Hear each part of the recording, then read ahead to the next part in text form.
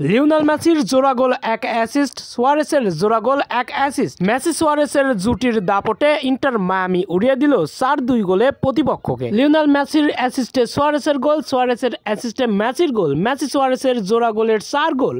এই সব কিছু নিয়ে ইন্টার মায়ামির এই বড় ব্যবধানের জয় নিয়ে বিস্তারিত থাকছে শামীম আহমেদের লেখা প্রতিবেদনে। আজ সকালে MLS কাপে ইন্টার মায়ামি মাল্টিয়াল বিপক্ষে মুখোমুখি লড়াই করেছেন।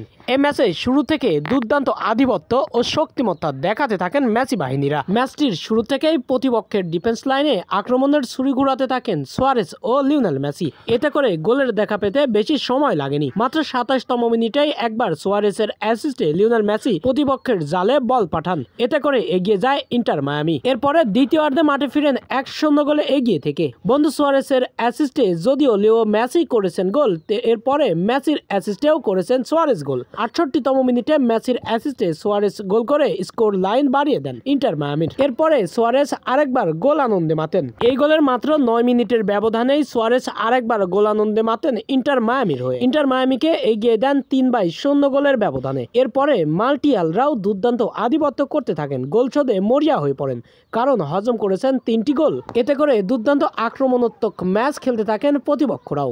ইন্টার মায়ামির ডিফেন্স লাইনে আক্রমণের ছুরি ঘোরাতে ঘোরাতে শিলি দুর্দান্তভাবে 74তম মিনিটে একটি গোলের ব্যবধান কমান। এরপরে লিওনেল মেসি জ্বলে ওঠে আগুনের মতো। 87তম মিনিটে তার জোড়া গোল সম্পূর্ণ করে ইন্টার মায়ামিকে এগিয়ে দেন 4-1 গোলের ব্যবধানে। এরপরে আর প্রতিপক্ষরা পাত্তা পায়নি।